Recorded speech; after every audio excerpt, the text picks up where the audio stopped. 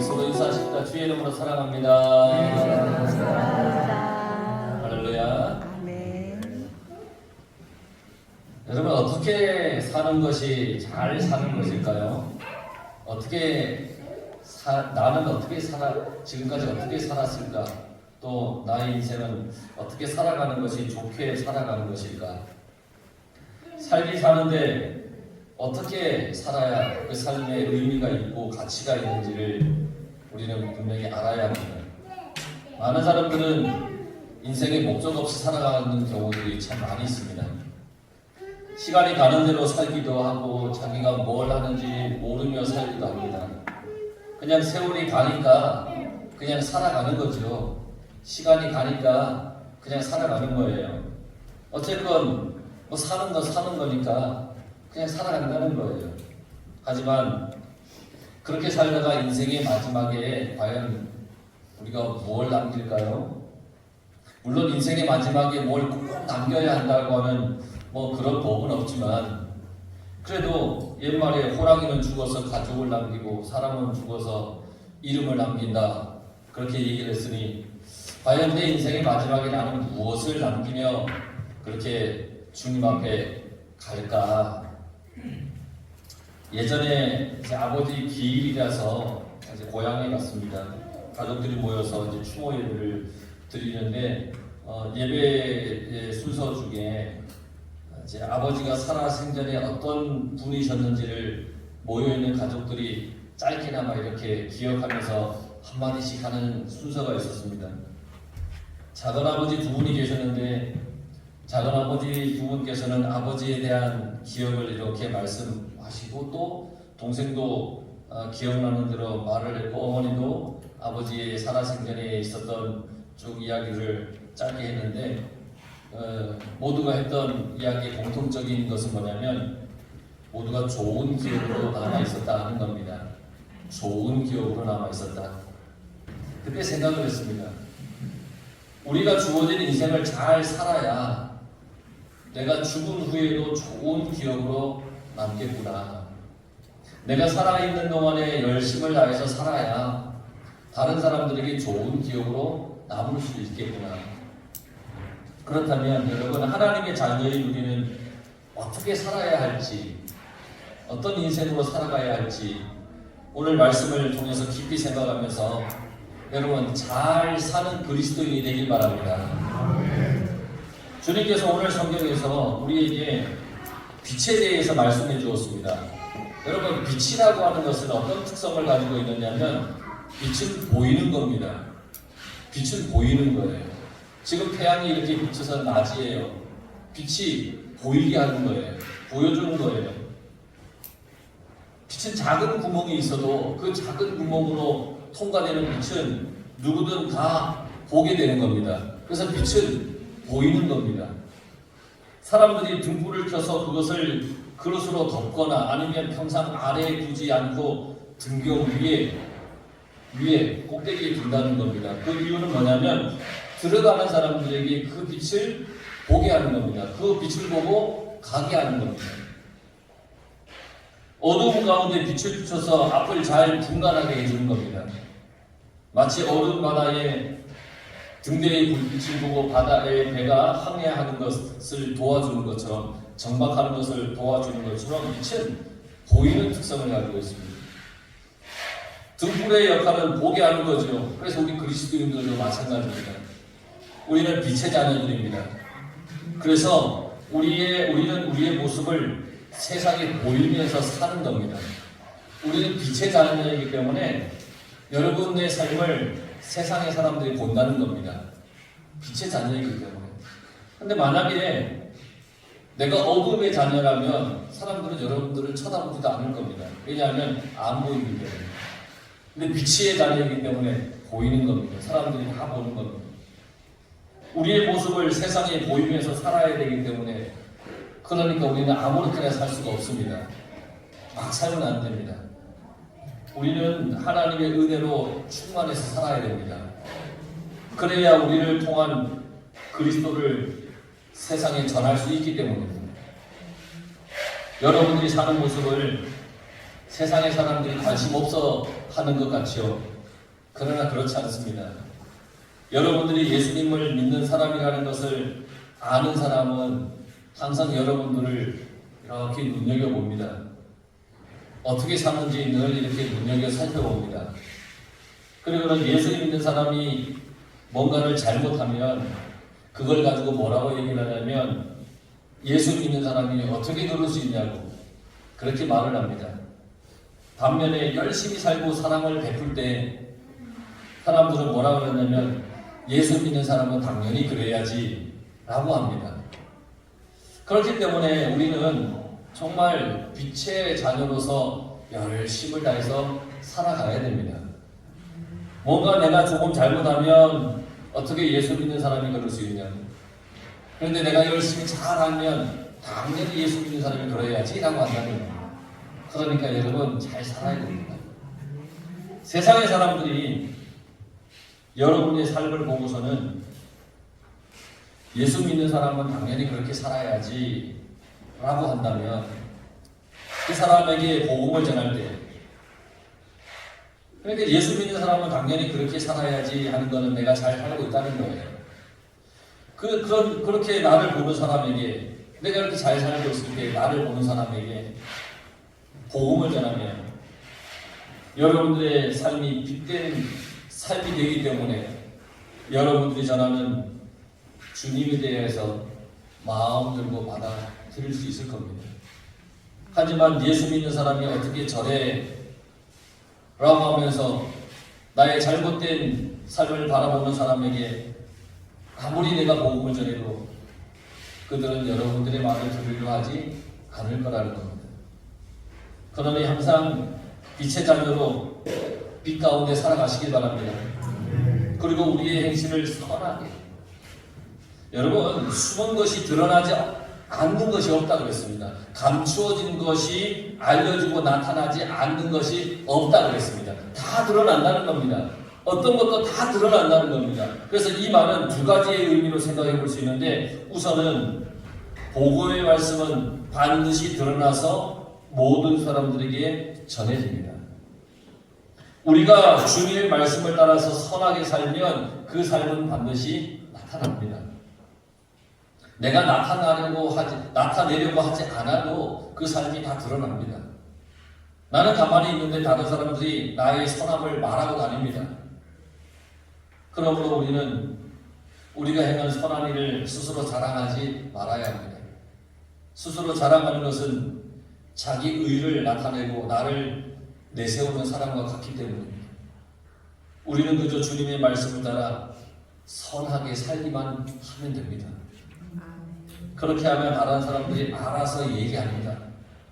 아, 저 사람은 정말 예수 믿고 올바르게 살아 라고 한다는 겁니다. 자기들이 얘기한다는 겁니다. 저 사람은 예수 믿는 사람인데 정말 선하게 산다라고 말한다는 겁니다.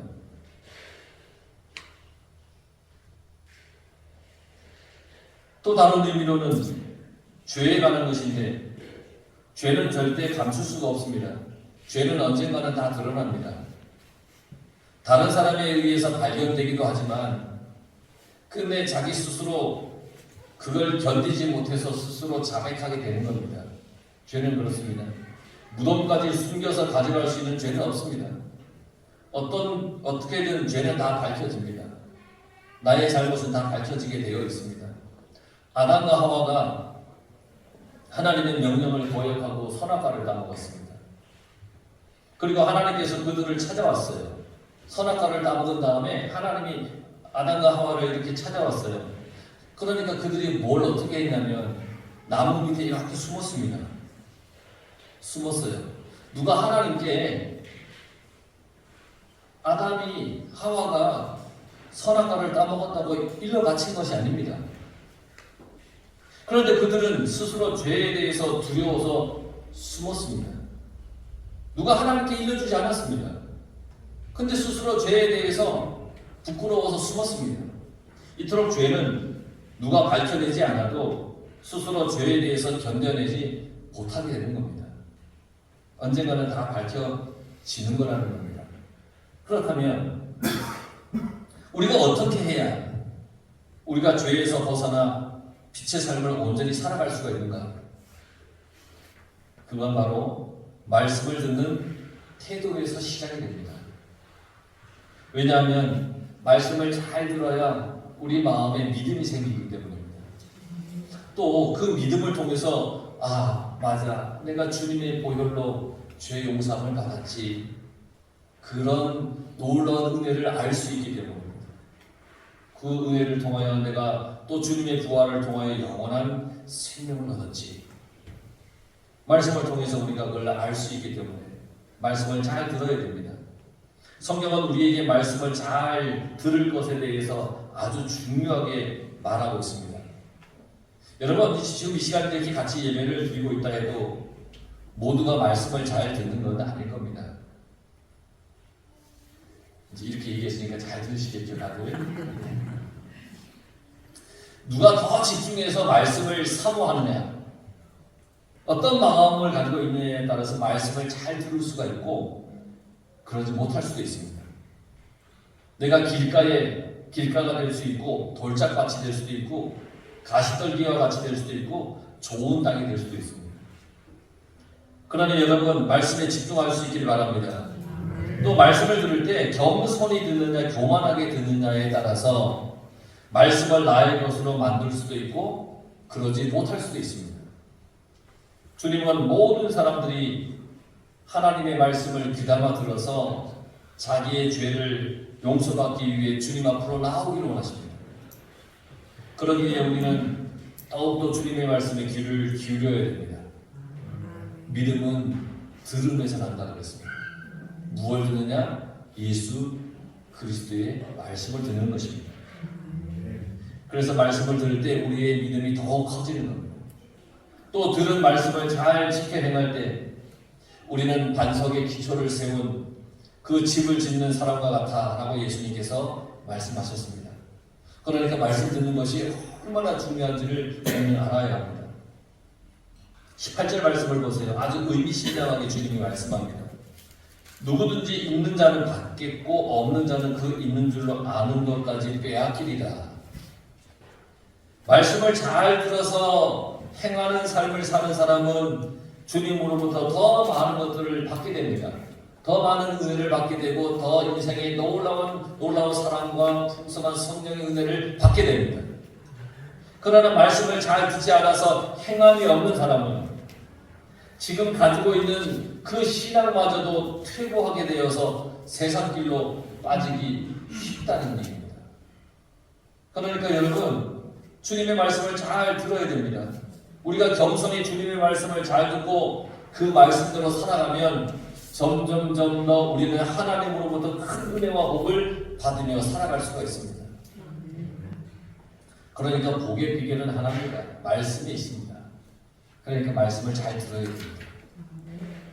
성경에 나오는 믿음의 사람들과 위대한 하나님의 사람들의 공통된 점이 하나 있는데, 그게 뭐냐면 하나님의 말씀을 잘 듣고 그 말씀대로 행하며 살았다는 겁니다. 여러분, 아브라함이 있습니다. 아브라함은 하나님의 말씀을 잘 들었습니다. 그래서 어떻게 했냐면 백세에 얻은 아들 이삭을 데리고 모리아 산으로 갔습니다. 모리아 산, 그 산에 왜 갔느냐? 이 이삭을 하나님께 번제물로 드리기 위해 갔습니다.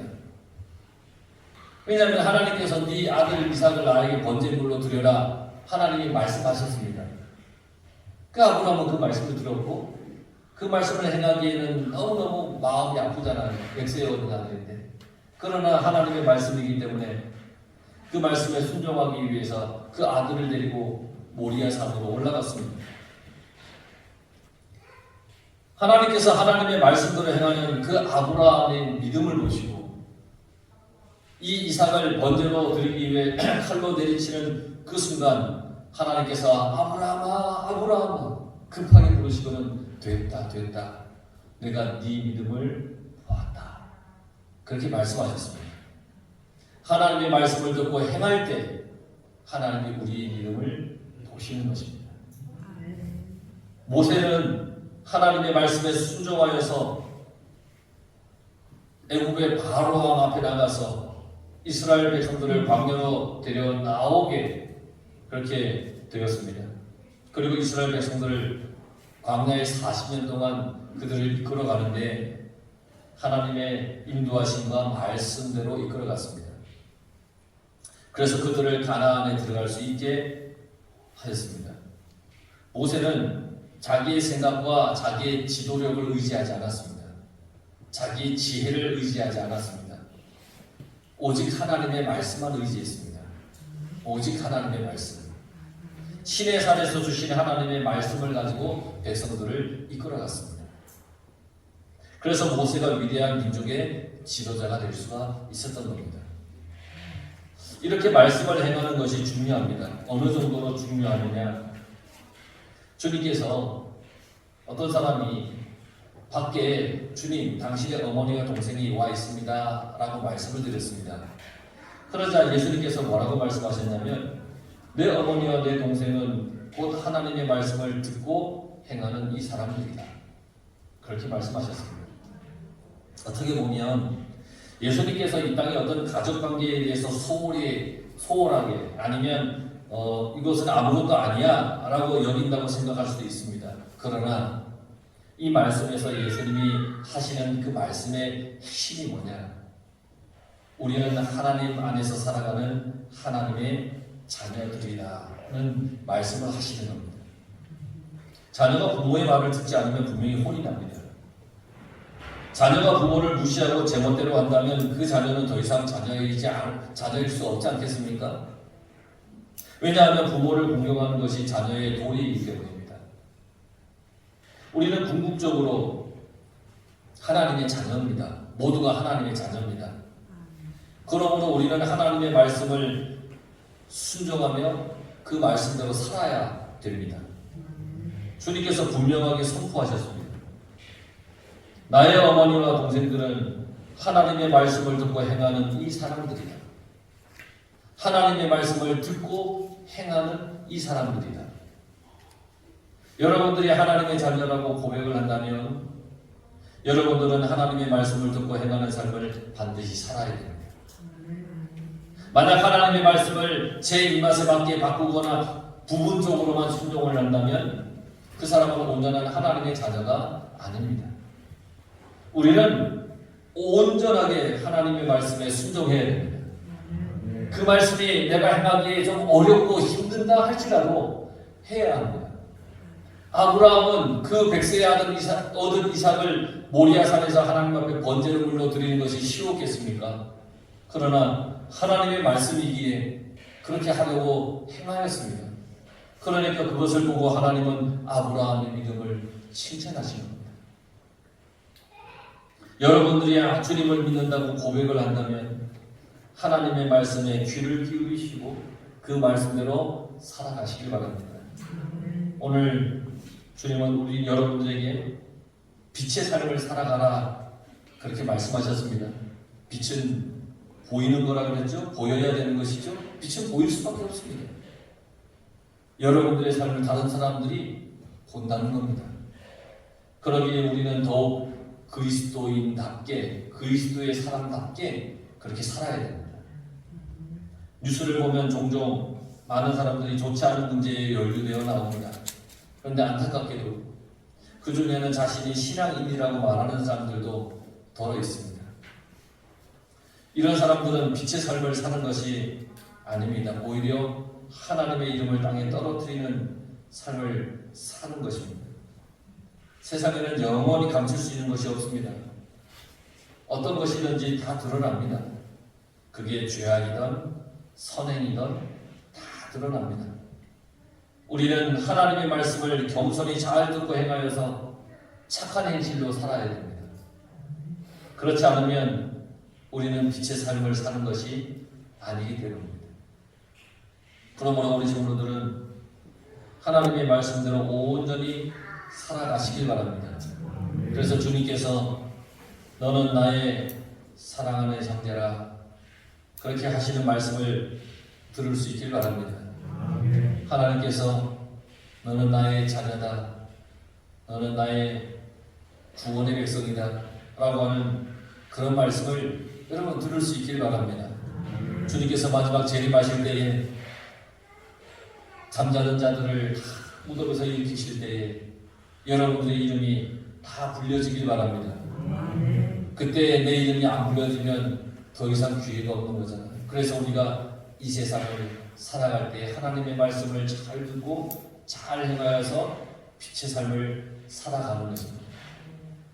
마지막에 생명책에 여러분들의 내 이름이 기록되기를 간절히 소망하면서 우리는 그렇게 살아가는 것입니다. 우리는 말씀대로 살아야만 하나님의 자녀라는 사실을 한시도 잊지 말고 이 한 주간 여러분 주님이 주시는 이 세상에서 살아갈 때 빛의 자녀로서 하나님의 거룩한 자녀로서 성실하게 복되게 모두가 살아가시기를 간절히 축원합니다. 기도하겠습니다.